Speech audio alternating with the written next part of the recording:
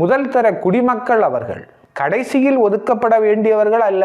முதியோர்களை அன்பு நண்பர்களே, மாணவர்களே, தாய்மார்களே, பெரியோர்களே, உங்கள் அனைவருக்கும் எனது முதற்கண் வணக்கத்தை தெரிவித்துக் கொள்கின்றேன். வாத்தியார் கவிதைகளில் நான் இன்று சொல்லப் போகக்கூடிய கவிதையின் தலைப்பு முதுமை என்பதாகும். சாதாரணமாக வயதாகிவிட்டால் அவர்களை ஒதுக்கி வைப்பது இன்றைய சமூகத்தில் கண்டு வரக்கூடிய ஒரு வழக்கம். ஆனால் முதியோர்களை ஒதுக்கி வைப்பது என்பது தவறான ஒரு காரியம். அவர்களை நாம் அரவணைத்து செல்ல வேண்டும் என்ற கருத்தை நான் இங்கே ஒரு புது கவிதை வடிவத்தில் சொல்லுகின்றேன், கேளுங்கள். இளமையின் முடிவு முதுமை ஆயின் இது அறிவின் முதிர்ச்சி, அனுபவத்தின் தொடர்ச்சி. இளமையின் முடிவு முதுமை ஆயின் இது அறிவின் முதிர்ச்சி, அனுபவத்தின் தொடர்ச்சி. ஆடி வரும் பாம்பை அடித்தே கொன்றுவிட்ட அவன் இன்று சற்று வாடி போய்விட்டான். உடல் சற்று ஆடியே போய்விட்டான் என்பது உண்மைதான். ஆடி வரும் பாம்பை அடித்தே கொன்றுவிட்ட அவன் இன்று சற்று வாடி போய்விட்டான். உடல் சற்று ஆடியே போய்விட்டான் என்பது உண்மைதான். ஆனால் உடல்தான் சற்று வாடிப்போனதே தவிர அவனது மனம் வாடி போய்விடவில்லை. ஆனால் உடல்தான் சற்று வாடிப்போனதே தவிர அவனது மனம் வாடி போய்விடவில்லை. வாய்ப்பு கிடைத்தால் அவனது வலிமை திரும்ப வரும்.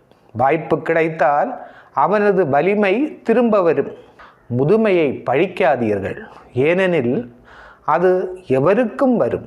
எல்லோரையும் காத்திருக்கும் சூத்திரக்காரன் அவன். முதுமையை பழிக்காதீர்கள், ஏனெனில் அது எவருக்கும் வரும். எல்லோரையும் காத்திருக்கும் சூத்திரக்காரன் அவன். அவனது கண்ணில்தான் ஒளி குறைந்ததே தவிர மனக்கண்ணில் ஒளி குறையவில்லை. அவனது கண்ணில்தான் ஒளி குறைந்ததே தவிர மனக்கண்ணில் ஒளி குறையவில்லை. இந்த உலகுக்கு வழிகாட்ட இந்த ஒளியே போதுமானது. இந்த உலகுக்கு வழிகாட்ட இந்த ஒளியே போதுமானது. உழைத்தே இழைத்துவிட்ட அவனுக்கு இனி ஓய்வு தேவை. உழைத்தே இழைத்துவிட்ட அவனுக்கு இனி ஓய்வு தேவை. அவனது உழைப்பால் பிழைத்தவர்கள் இனி அவனை பிழைக்க வைக்க வேண்டும். அவனது உழைப்பால் பிழைத்தவர்கள் இனி அவனை பிழைக்க வைக்க வேண்டும். அதுவே இயல்பு முறை. வாழ்வதற்காக இன்று பல்வேறு இடங்களுக்கு அலைகிறான் மனிதன். வாழ்வதற்காக இன்று பல்வேறு இடங்களுக்கு அலைகிறான் மனிதன். இந்த அலைச்சல்களுக்கிடையே முதியவர்களை அரவணைக்க முடியாத நிலைமை. ஆயினும் முடிந்த வரையில் அணைத்திடுக. இந்த அலைச்சல்களுக்கிடையே முதியவர்களை அரவணைக்க முடியாத நிலைமை. ஆயினும் முடிந்த வரையில் அணைத்திடுக. சிறு வயதில் உன்னை அணைத்த அந்த கைகளை நீ அரவணைக்க வேண்டாவா? சின்ன வயதில் உன்னை அணைத்த அந்த கைகளை நீ அரவணைக்க வேண்டாமா? கையில் சோற்றுருளை வைத்து அதற்குள்ளே கூட்டு வைத்து சிறு வயதில் உனக்கு ஊட்டிய அந்த கைகளை நீ அரவணைக்க வேண்டாமா? கையில் சோற்றுருளை வைத்து அதற்குள்ளே கூட்டு வைத்து சிறு வயதில் உனக்கு ஊட்டிய அந்த கைகளை நீ அரவணைக்க வேண்டாமா? முதியோர் இந்த உலகத்தின் மதியோர். முதியோர் இந்த உலகத்தின் மதியோர். ஆம், மதிநுட்பம் மிக்கதாலே அவர்கள் மதியோர், மதி உடையோர். அந்த முதியோரை மதித்திடல் முறைமை. முதியோர் இந்த உலகத்தின் மதியோர். ஆம், மதிநுட்பம் மிக்கதாலே அவர்கள் மதியோர், மதி உடையோர். அந்த முதியோரை மதித்திடல் முறைமை. அனுபவத்தின் ஆசான்கள் அவர்கள். அனுபவத்தின் ஆசான்கள் அவர்கள்.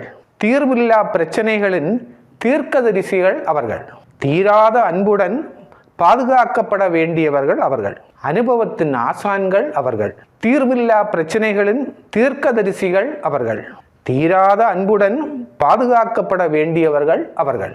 இளைஞர்கள் மூளையை பயன்படுத்தி 20 மணி நேரத்தில் செய்து முடிக்கும் வேலைகளை முதியவர்கள் 2 மணி நேரத்தில் இனிதாக முடித்து விடுகிறார்கள். இளைஞர்கள் மூளையை பயன்படுத்தி 20 மணி நேரத்தில் செய்து முடிக்கும் வேலைகளை முதியவர்கள் 2 மணி நேரத்தில் இனிதாக முடித்து விடுகிறார்கள். ஆதலால் முதுமையை பழிக்காதீர்கள். இந்த உலகத்தையே புரட்டி போடும் வல்லமை வாய்ந்தவர்கள்தாம் முதியவர்களும். இந்த உலகத்தையே புரட்டி போடும் வல்லமை வாய்ந்தவர்கள்தான் முதியவர்களும். இவர்களின் உடலில் தான் முதுமை தீண்டியதே தவிர உள்ளத்தில் இல்லை. இவர்களின் உடலில் தான் முதுமை தீண்டியதே தவிர உள்ளத்தில் இல்லை, லட்சியங்களில் இல்லை. முதுமையை பரிகசிக்கும் இளமையே, நீயும் ஒரு நாள் முதுமை அடைவாய் என்பதை மறந்தாயோ? முதுமையை பரிகசிக்கும் இளமையே, நீயும் ஒரு நாள் முதுமை அடைவாய் என்பதை மறந்தாயோ? ஆதலின் முதுமையை பழிக்காதீர்கள், மாறாக பரிந்து பேசுங்கள், பாதுகாவல் செய்யுங்கள். பரிந்து பேசுங்கள், பாதுகாவல் செய்யுங்கள். முதுமைக்கும் ஓர் அழகுண்டு, முதுமைக்கும் ஓர் அழகுண்டு. நரைத்த முடியிலும் நரைத்த மீசையிலும் ஓர் அழகுண்டு. பொக்கைவாய் சிரிப்பிலும் ஓர் அழகுண்டு. முதுமைக்கும் ஓர் அழகுண்டு. நரைத்த முடியிலும் நரைத்த மீசையிலும் ஓர் அழகுண்டு. பொக்கைவாய் சிரிப்பிலும் ஓர் அழகுண்டு. எந்த முதியவரையும் அற்பமாக நினைக்க வேண்டாம். எந்த முதியவரையும் அற்பமாக நினைக்க வேண்டாம். ஏனெனில் அவருக்குள்ளும் 1000 கதைகள் இருக்கும், கவிதைகள் இருக்கும். படைப்பு திறன் மிக்கவர்கள் படைப்பார்கள், மற்றவர்கள் அவற்றை மனதுக்குள் அடைப்பார்கள். படைப்புத்திறன் மிக்கவர்கள் படைப்பார்கள், மற்றவர்கள் அவற்றை மனதுக்குள் அடைப்பார்கள். இந்த வயதிலும் படைப்பு தொழிலை செய்வதால் இவர்களும் இளைஞர்களே. இந்த வயதிலும் படைப்பு தொழிலை செய்வதால் இவர்களும் இளைஞர்களே. முதியோர்கள் அனுபவ பெட்டகங்கள். அனுபவங்களை ஒதுக்கிவிட்டு அழகு வாழ்க்கை வாழ முடியுமோ? முதியோர்கள் அனுபவ பெட்டகங்கள். அனுபவங்களை ஒதுக்கிவிட்டு அழகு வாழ்க்கை வாழ முடியுமோ? முதியவர்கள் இல்லாத உலகத்தை நினைத்து பாருங்கள். அங்கே மனிதர்கள் வாழலாம், ஆனால் சிறந்த வாழ்க்கை அமைவதில்லை. மனிதர்கள் வாழலாம், ஆனால் அங்கு வாழ்க்கை செழிப்பதில்லை. மனிதர்கள் வாழலாம், ஆனால் அங்கு அமைதி நிலவுவது இல்லை. முதியவர்கள் மூத்தோர்கள். முதியவர்கள் மூத்தோர்கள், மூத்த குடிமகன்கள் அவர்கள். முதல் தர குடிமக்கள் அவர்கள். கடைசியில் ஒதுக்கப்பட வேண்டியவர்கள் அல்ல. முதியவர்கள் மூத்தோர்கள், மூத்த குடிமகன்கள், முதல் தர குடிமக்கள் அவர்கள். கடைசியில் ஒதுக்கப்பட வேண்டியவர்கள் அல்ல. முதியோர்களை மூலையில் ஒதுக்குபவர்களே, நீங்கள் சற்று சிந்தித்து பாருங்கள். இந்த நிலைமை உங்களுக்கும் வந்தால், இந்த நிலைமை உங்களுக்கும் வந்தால், ஆதலால் முதியோர்களை மதித்து வாழுங்கள், முன்மாதிரியாய் நடந்து கொள்ளுங்கள். வயதான காலத்தில் உங்கள் சந்ததியும் உங்களை மதிக்கும். ஆதலால் முதியோர்களை மதித்து வாழுங்கள், முன்மாதிரியாய் நடந்து கொள்ளுங்கள். வயதான காலத்தில் உங்கள் சந்ததியும் உங்களை மதிக்கும். அன்பர்களே, முதியோர்களை இன்று புறக்கணிக்கும் ஒரு நிலைமை சமூகத்தில் இருக்கிறது. எத்தனையோ அனுபவங்களின் இருப்பிடம் அவர்கள், எத்தனையோ வாழ்க்கை முறைகளை கண்டவர்கள் அவர்கள், இந்த உலகத்தை நன்றாக புரிந்து கொண்டவர்கள் அவர்கள். இப்படி அவர்களை பற்றி அடுக்கிக் கொண்டே போகலாம். அனுபவப்பட்டவங்களான அவர்களை நாம் ஒதுக்கி வைப்பது அறிவுடைமை ஆகாது.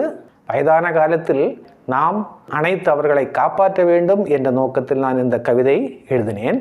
இந்த கவிதை உங்களுக்கு பிடித்திருந்தால் எனக்கு சப்ஸ்கிரைப் செய்ய வேண்டும். உங்களுக்கு தெரிந்த குழுக்களிலெல்லாம் இந்த கவிதையை பங்கீடு செய்ய வேண்டும், லைக் செய்ய வேண்டும் என்று கேட்டுக்கொண்டு முடிக்கின்றேன். உங்கள் வாத்தியார். நன்றி, வணக்கம். முதல் தர குடிமக்கள் அவர்கள். கடைசியில் ஒதுக்கப்பட வேண்டியவர்கள் அல்ல.